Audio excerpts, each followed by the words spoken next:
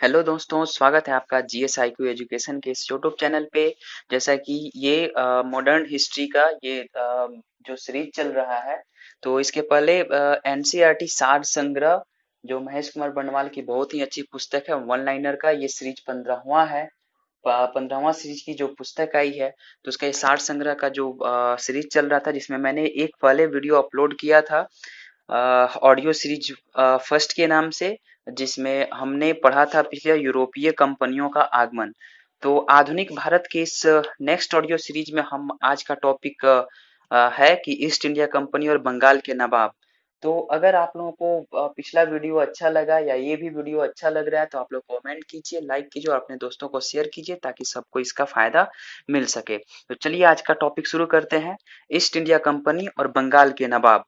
तो पहला प्रश्न है इसमें कि मुगल सम्राट द्वारा स्वतंत्र रूप से नियुक्त बंगाल का अंतिम गवर्नर कौन था। तो इसका आंसर होगा मुर्शिद कुली खान था, जो जिसका टाइम पीरियड था 1717 से लेकर के 1727 ईस्वी तक। मुर्शिद कुली खान ने अपनी राजधानी ढाका से कहाँ स्थानांतरित की थी, तो मुर्शिदाबाद में स्थानांतरित की थी। बंगाल के किस गवर्नर ने यूरोपियों की तुलना मधुमक्खियों से की थी, तो अलीवर्दी खां से की थी। 20 जून 1756 को प्रसिद्ध ब्लैक होल की घटना बंगाल के किस नवाब के शासनकाल में हुई थी, तो सिराजुद्दौला के शासनकाल में हुई थी।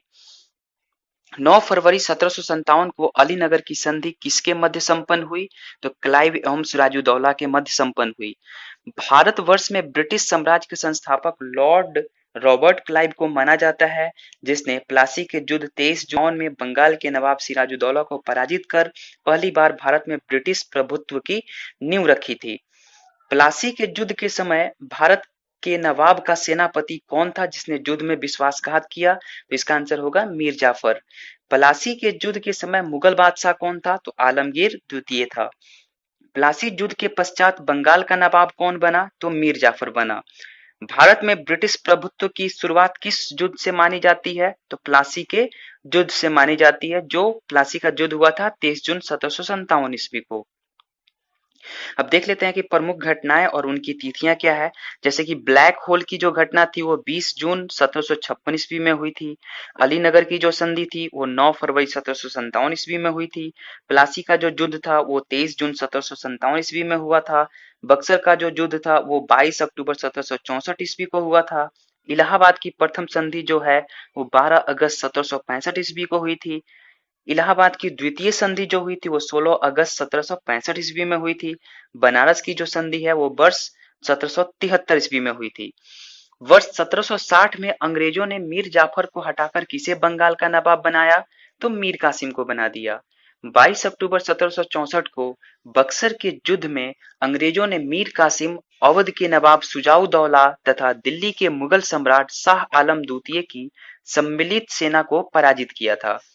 नेक्स्ट प्रश्न है कि बक्सर के युद्ध के समय ब्रिटिश सेना का सेनापति कौन था, तो हेक्टर मुनरो था। बक्सर के युद्ध के समय बंगाल का नवाब कौन था, तो मीर जाफर था। बक्सर के युद्ध के पश्चात इलाहाबाद की प्रथम संधि मुगल सम्राट शाह आलम द्वितीय, बंगाल के नवाब नजमुद्दौला तथा क्लाइव के मध्य तथा इलाहाबाद की द्वितीय संधि क्लाइव तथा अवध के नवाब सुजाउद्दौला के मध्य संपन्न हुई थी। किस संधि के माध्यम से अंग्रेजों को बंगाल, बिहार और उड़ीसा की दीवानी प्राप्त हुई? इलाहाबाद की संधि के द्वारा उनको बंगाल, बिहार और उड़ीसा की दीवानी प्राप्त हुई थी। स्वर्ग से उत्पन्न सेना नायक किसे कहा गया है, तो रॉबर्ट क्लाइव को स्वर्ग से उत्पन्न सेना नायक कहा गया है। इलाहाबाद की संधि के पश्चात बंगाल में द्वैध शासन की स्थापना किसके द्वारा की गई, तो रॉबर्ट क्लाइव के द्वारा की गई। अब देखते हैं कि उत्तर मुगल कालीन राज्यों के संस्थापक कौन कौन थे और उनका स्थापना जो काल था वो कौन सा था। तो बंगाल राज्य का स्थापना काल जो था वो 1717 से 1727 ईस्वी तक था और इसके संस्थापक जो थे वो मुर्शिद कुली खान थे। हैदराबाद का जो स्थापना काल था वो 1724 ईस्वी में हुआ था और इसके संस्थापक निजामुल मुल्क, जिसको चिनकिलिज खां के नाम से जाना जाता है। भरतपुर की 18वीं शताब्दी में भरतपुर की स्थापना हुई थी और इसके संस्थापक जो थे वो चूड़ामन या और बदन सिंह थे। कर्नाटक की स्थापना जो हुई थी वो 18वीं शताब्दी में ही हुई थी और इसके संस्थापक थे सआदत उल्लाह खां थे। अवध की स्थापना काल जो है वो 1722 से 1824 ईस्वी में हुई थी और इसके संस्थापक जो थे वो शहादत खान उर्फ इनका एक और नाम था बुरहान उल मुल्क था। जयपुर का जो स्थापना काल था वो 18वीं शताब्दी में था और इसके इसके संस्थापक थे सवाई राजा जय सिंह। रुहेल पठान इसकी स्थापना काल था 18वीं शताब्दी और इसके संस्थापक जो थे वो मोहम्मद खान बंगस थे। मैसूर की भी स्थापना काल 18वीं शताब्दी ही है और इसके संस्थापक जो है वो हैदर अली हैं। वर्ष 1842 से 44 तक गवर्नर जनरल रहे लॉर्ड एलन बरो का कार्यकाल कुशल आक्रमणीयता की नीति का काल माना जाता है।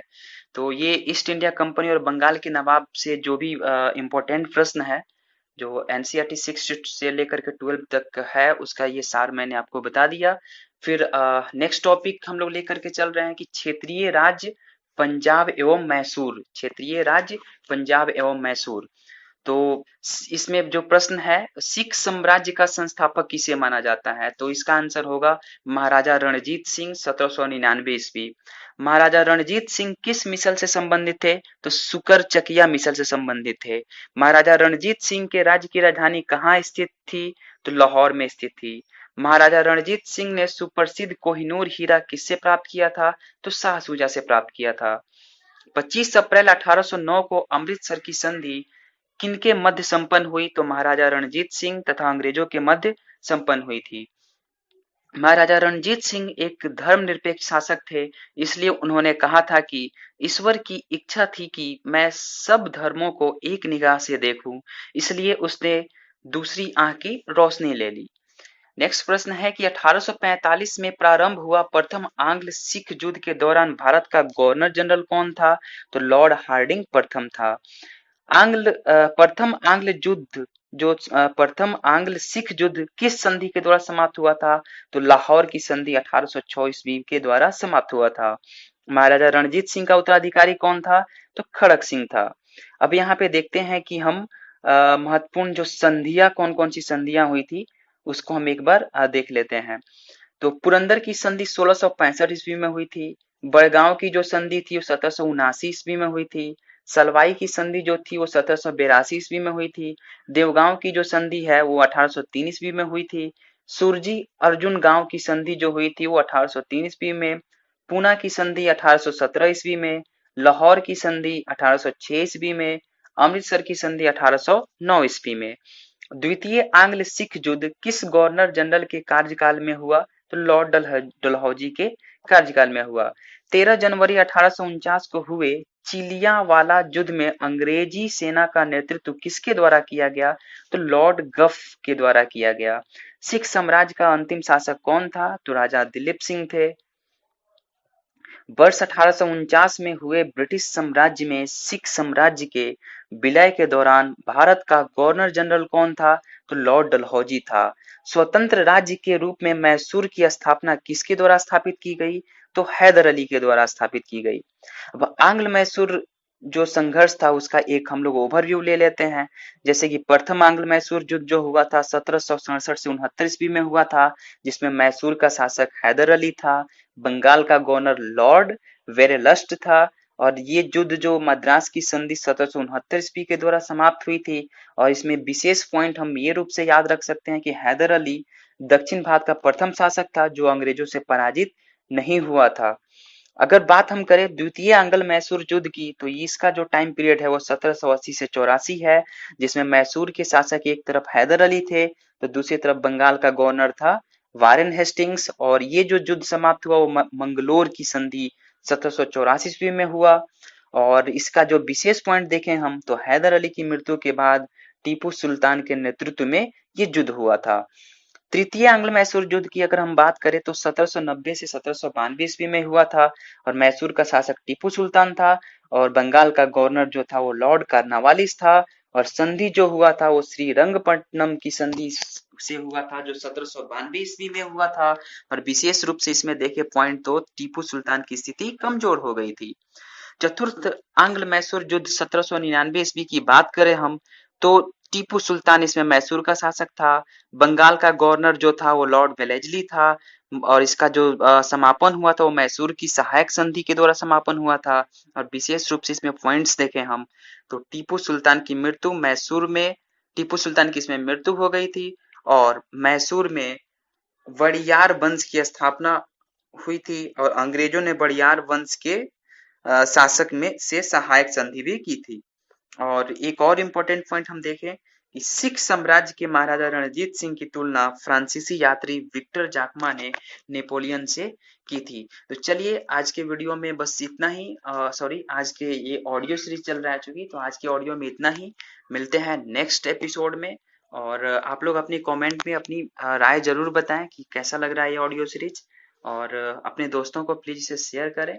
और ये बहुत ही इम्पोर्टेंट बुक है, बहुत ही अच्छी किताब है, इसलिए मैं इसका ऑडियो आप लोगों को अवेलेबल करा रहा हूँ। बस कान में ईयरफोन लगाना है और कुछ भी करते रहे, स्टूडेंट है तो कुछ भी करते रहे, कान में ईयरफोन लगा करके इसको सुनते रहे। 4 बार सुने, 5 बार सुने और सुनने के बाद में आपको ये याद हो जाएगा। चलिए, thanks a lot for listening that.